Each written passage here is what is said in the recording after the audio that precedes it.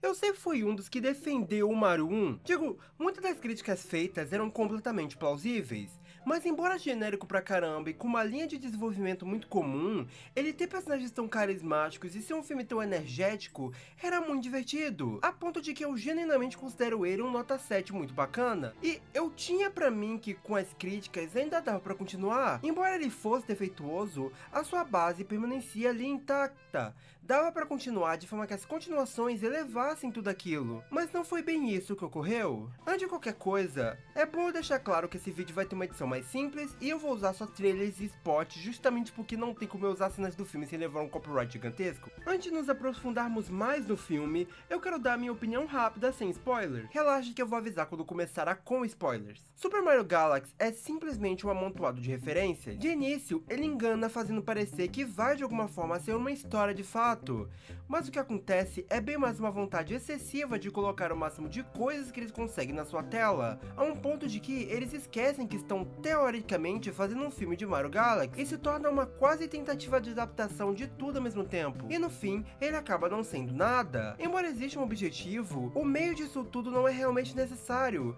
fazendo parecer um filme sem história que fica toda hora estalando o dedo pra te chamar a atenção com a 30ª referência pra você não tirar o olho da tela. Isso não é necessariamente porque eles são incompetentes, é porque eles sabem que é mais fácil de fazer assim, porque você capta a nostalgia dos fãs mais velhos e o apreço dos mais novos, que ficam felizes unicamente por estar vendo aquilo que eles conhecem na tela grande, com uma animação inegavelmente muito bonita. É algo tão absurdo que eu parei pra pensar assim que o filme terminou e tipo, não existe desenvolvimento de personagem. Todos eles estão aqui por aquele objetivo e não aprendem durante esse caminho até chegar lá, como você esperaria que fosse acontecer. Ainda que não seja necessário, eles estão constantemente recheando você de informações o tempo todo, sempre cortando a largada, querendo colocar coisa demais de todos os jogos possíveis, puxando até ideias legais que podiam ser utilizadas em outros filmes. Mas apesar disso tudo, os novos personagens são bem carismáticos, e ainda que seja um entretenimento muito barato, por assim dizer, por pegar uma parte emocional de forma bem covarde,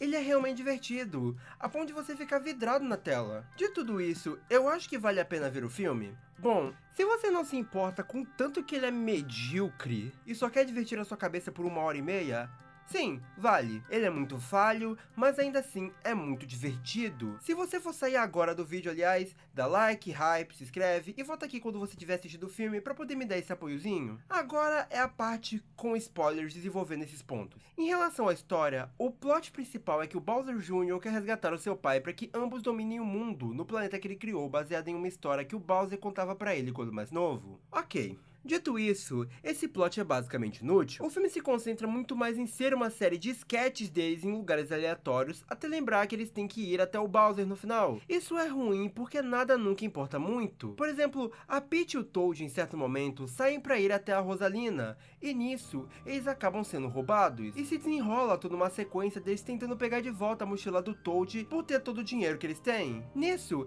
eles acabam indo por base em nome versão Nintendo, que tem um monte de inimigos deles, incluindo a Birdo, Wart e mais algum lá que agora eu esqueci. E toda essa sequência é inútil.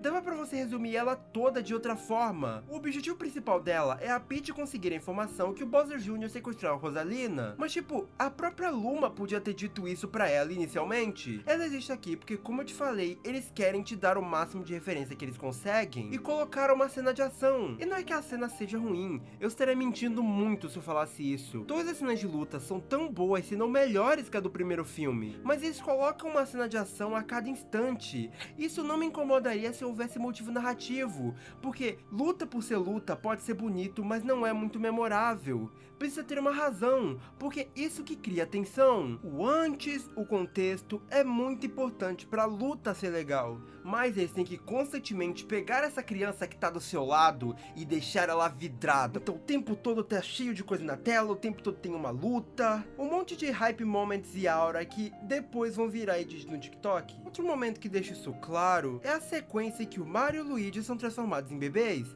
e eles param em um mundo dinossauro. Tem toda uma sequência estupidamente chata e sem vida, porque ela não apresenta nada novo. Um planeta bonito, personagens marcantes, nada.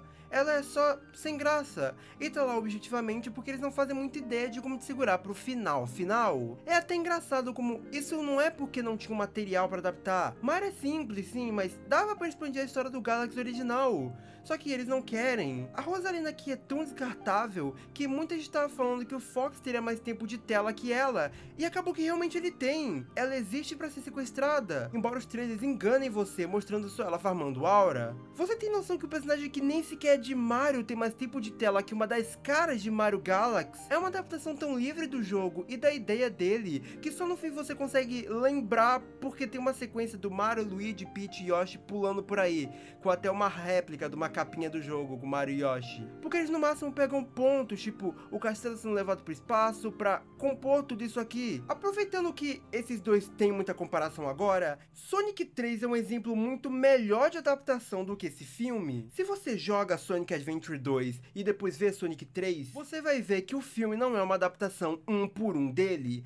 Ainda assim, você consegue ver muitos elementos de Sonic Adventure 2 nele. Até porque, independente de eu ter alguns problemas com esses filmes do Sonic, ele ainda é uma adaptação de Sonic Adventure de verdade, diferente desse filme. Como eu falei no início, eles estão sempre desesperadamente pegando informações dos jogos pra ir botando em tudo quanto é momento, como se os roteiristas pegassem jogos aleatórios do Mario, jogassem um pouco, e toda vez que vissem um inimigo, power-up, pose icônica, eles fossem adicionando no roteiro sem pensar se aquilo objetivamente ia melhorar ou piorar tudo. Em alguns momentos muito raros, o filme até consegue fazer essas referências ficarem contidas, inteligentes e legais, tipo a referência à carta da Peach do Mario 64, mas a maioria delas são só coisas como olha lá o Dry Bowser, ó,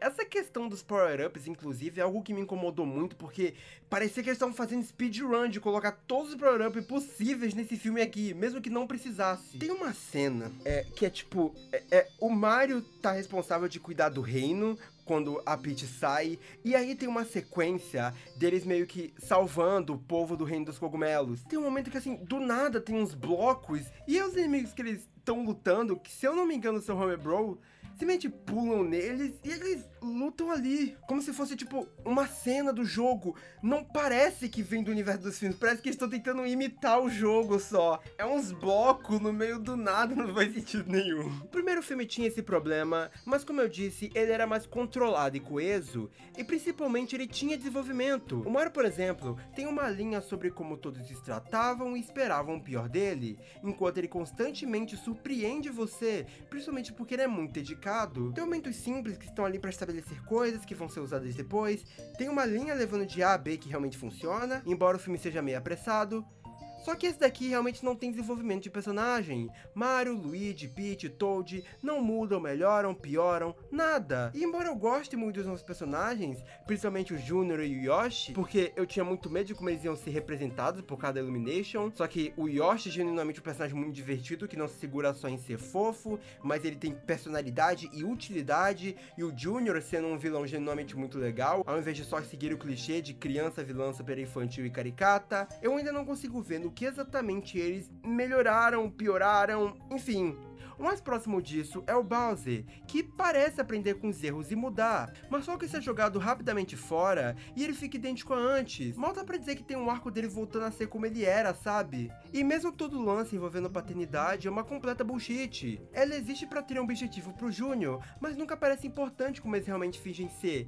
É uma cena emocional muito barata. Eles dão a entender que o Bowser era um pai ruim, mas no fim, ele meio que não é? E eu não sei se essa parte é eu sendo chato, mas eu também não faço ideia de como o Junior fez esse planeta todo e todas essas bugigangas com os lacaios meio burro. Enquanto o Bowser nunca conseguiu botar isso em prática, mesmo que aparentemente fosse o sonho dele. É um filme muito bonito, tipo, genuinamente. E apesar de tudo, eu acho que quase todos os personagens também seguem sendo muito carismáticos. E isso que também ajuda muito esse filme a não dizimar, embora muito disso possa ser a ajuda da nossa dublagem. Mas quando esse filme receber uma nota ruim, eu te garanto, ele merece ela. Porque algo ser divertido, ainda mais por motivos tão bobos quanto esses, não anula que ele seja objetivamente um filme falho. Ele é um produto legal de consumir, mas ainda um produto. Principalmente porque, depois que você revê ele, definitivamente você vai gostar menos. Porque parte da empolgação é ver a primeira vez essas referências, momentos e afins. Depois você provavelmente só vai rever e pensar, é legal. Vocês vão ver ou viram Mario Galaxy? Contem pra mim nos comentários. Faz todo aquele lance de like e afins e vê os outros vídeos do canal caso você tenha interesse. Obrigado por ver mais um vídeo rabitástico do canal até aqui e tchau!